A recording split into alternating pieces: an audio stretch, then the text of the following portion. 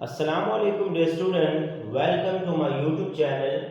Student, आज हम exercise 1.1 class 9 PTB की जो बुक है उसकी एक्सरसाइज 1.1 हम स्टार्ट करने जा रहे हैं। स्टूडेंट, एक्सरसाइज 1.1 क्वेश्चन नंबर जो 1 है उसमें हमसे पूछा गया है कि find the order of the following matrices. आपको कुछ मैट्रिसेस दिए गए हैं, आपने इनके ऑर्डर्स जो क्या करने हैं, फाइंड आउट करने हैं।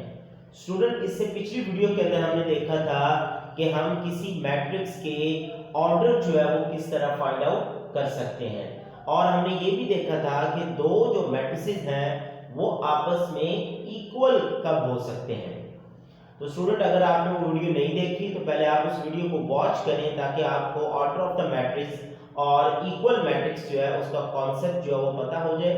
उसके बाद आप उसको आसानी से एक्सरसाइज 1.1 को सॉल्व कर सकते हैं। देखिए स्टूडेंट, क्वेश्चन नंबर जो 1 है उसके अंदर हमने फाइंड क्या करना है स्टूडेंट, ऑर्डर। ऑर्डर हमने क्या करना है, फाइंड करना है। और इसके कुछ क्वेश्चन मैं सॉल्व कर दूंगा, कुछ क्वेश्चन आप सॉल्व करेंगे ताकि आप लोगों की भी प्रैक्टिस हो जाएगी। तो सबसे पहले हमें क्वेश्चन दिया गया है, ए मैट्रिक्स का नाम है और उसके अंदर जो एंट्रीज हैं 2 3 -5 और 6। देखिए स्टूडेंट, हमने पढ़ा था कि ऑर्डर ऑफ द मैट्रिक्स क्या होता है, रोज इनटू कॉलम, यानी कि रोज और कॉलम जो है उन दोनों जो है वो किसी मैट्रिक्स का जो ऑर्डर है वो डिफाइन करते हैं।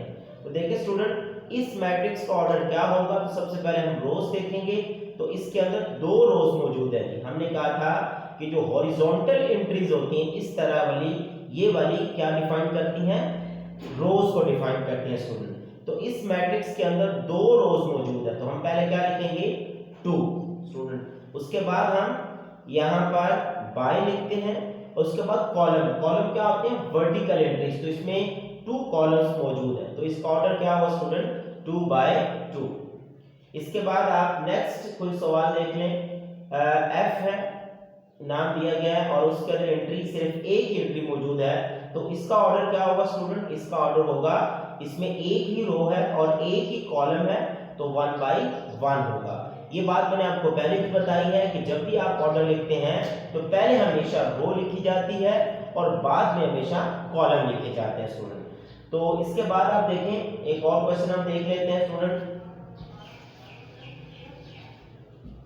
हमारे पास एक मैट्रिक्स दिया हुआ है जिसका नाम H है और उसके अंदर एंट्रीज हैं 2 3 4 1 0 6। तो स्टूडेंट देखें, इसमें कितनी रोज मौजूद है, इसमें 2 रोज मौजूद है। इस तरह आप देखें तो 2 रोज मौजूद हैं, तो हम लिखेंगे 2, उसके बाद हम बाय लिखेंगे, उसके बाद कॉलम देखिए जिसके अंदर 3 कॉलम मौजूद हैं। तो यहाँ पे इसका ऑर्डर क्या बन जाएगा, 2/3। जस्ट आपने ऑर्डर जो है वो क्वेश्चन नंबर 1 के अंदर लिखना है स्टूडेंट। तो एक और एग्जांपल देख लें, D 4 0 6। स्टूडेंट देखिए इसके अंदर कितनी रोज मौजूद है, इसमें 3 रोज मौजूद है, ये फर्स्ट रो, ये सेकंड रो, ये थर्ड रो। तो इसमें आ जाएंगे 3 रो और उसके बाद बाय लग जाएगा। उसमें कॉलम कितने स्टूडेंट, इसमें एक ही कॉलम है, वर्टिकल के अंदर एक ही कॉलम है, तो इसका ऑर्डर क्या हो जाएगा, 3/1 हो जाएगा स्टूडेंट। तो बहुत ही आसानी के साथ आप एक्सरसाइज 1.1 का जो क्वेश्चन नंबर 1 है उसको आप सॉल्व कर सकते हैं। ऑर्डर आपको पता है कैसे फाइंड करते हैं, रोज बाय कॉलम्स।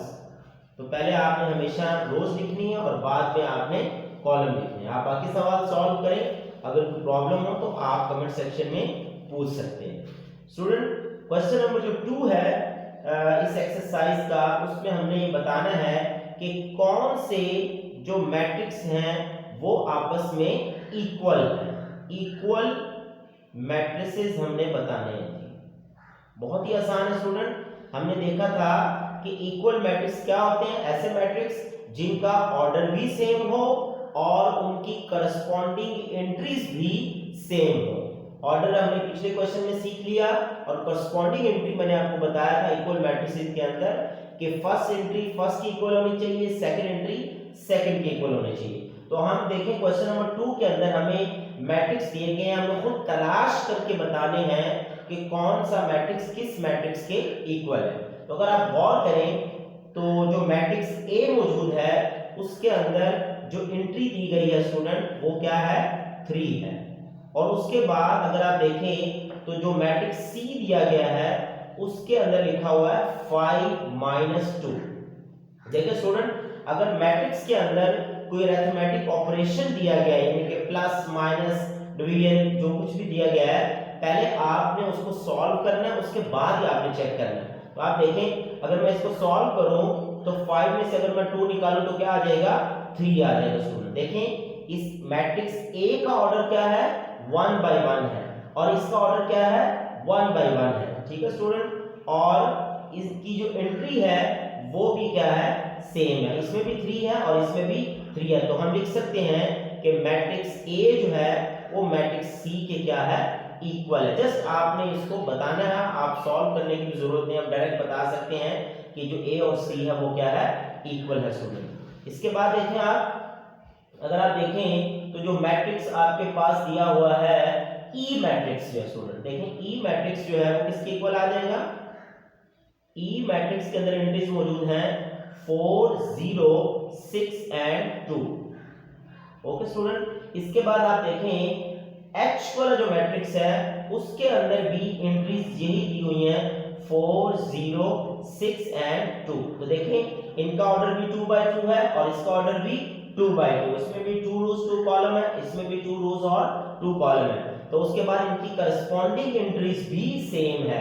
करस्पॉन्डिंग एंट्री क्या होता है, पहली एंट्री यहाँ पर 4 है, यहाँ पर भी 4 है, यहाँ पर दूसरी एंट्री 0 है तो यहाँ पर भी 0 है, यहाँ पर थर्ड एंट्री 6 है तो यहाँ पर भी 6 है, यहाँ पर फोर्थ एंट्री 2 है तो यहाँ पर भी 2 है। तो करस्पॉन्डिंग एंट्री का मतलब ये होता है कि बिल्कुल आमने सामने वाली एंट्री सेम हो। तो हम यहाँ पर लिख सकते हैं कि ई मैट्रिक्स जो है वो H के इक्वल है स्टूडेंट। इसके बाद आप और भी यहाँ पे देख सकते हैं मैट्रिक्स, आप देखें जो बी वाला मैट्रिक्स है स्टूडेंट उसके अंदर जो एंट्रीज मौजूद हैं 3 and 5 है, और आई के अंदर जो सबसे सेकंड लास्ट वाला मैट्रिक्स है उसके अंदर देखें 3 है और यहाँ पर है 3 + 2 है स्टूडेंट। तो आप देखें अगर आप इनको सॉल्व करें तो यहाँ पर 3 और 3 + 2 कितना हो जाएगा 5 हो जाएगा स्टूडेंट। यहाँ पे 3 लिखें और यहाँ पर 5 हो जाएगा। तो देखें इसका ऑर्डर क्या है स्टूडेंट 1 by 2, क्योंकि इसमें एक रो है 2 कॉलम है।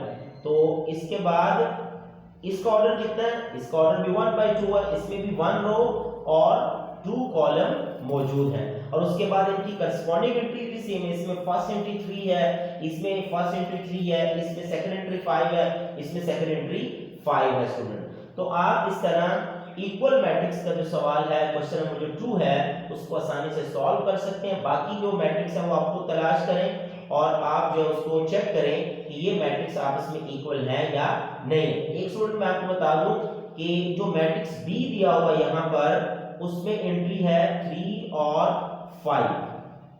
ठीक है स्टूडेंट, और इसके बाद एक मैट्रिक्स यहाँ पे दिया हुआ डी, उसके अंदर एंट्री है 5 और 3। ठीक है स्टूडेंट, तो आप देखें इनका ऑर्डर तो सेम है, इसका ऑर्डर भी 1 by 2 है बी वाले का, और डी वाले का ऑर्डर भी 1 by 2 है, इसका ऑर्डर 1 by 2 और इसका ऑर्डर भी 1 by 2, लेकिन इसकी जो करस्पॉन्डिंग एंट्रीज हैं वो सेम नहीं है स्टूडेंट। यहाँ पे देखिए 3 दिया हुआ फर्स्ट एंट्री और यहाँ पर 5 दिया हुआ है फर्स्ट एंट्री, इसका मतलब इनकी करस्पॉन्डिंग एंट्री सेम नहीं है। तो हम ये लिख सकते हैं कि बी जो है वो डी के इक्वल नहीं है। हमने इक्वल नहीं है ये नहीं बताना, हमें सिर्फ इक्वल है वो बताना। ये बस जस्ट मैंने आपको सॉल्व करके बताया है कि इस तरह अगर हो कि करस्पॉन्डिंग एंट्री सेम ना हो तो वो इक्वल नहीं होंगे, क्योंकि इक्वल मैट्रिसेस के अंदर दोनों कंडीशन का सेटिस्फाई होना जरूरी है, उनका ऑर्डर का भी सेम होना जरूरी है और उनकी करस्पॉन्डिंग एंट्रीज का भी सेम होना जरूरी है स्टूडेंट। उसके बाद देखें आप एफ और जो जी वाला मैट्रिक्स है वो भी आपस में इक्वल है स्टूडेंट, आप चेक कर सकते हैं। इसके बाद आप देखें तो ई और जो जे वाला मैट्रिक्स है वो भी आपस में इक्वल है स्टूडेंट। तो बाकी आप तलाश कर लें और भी मैट्रिक्स आपस में इक्वल हो सकते हैं स्टूडेंट। अगर आपको कोई प्रॉब्लम हो तो आप कमेंट सेक्शन के अंदर पूछ सकते हैं। Thank you students.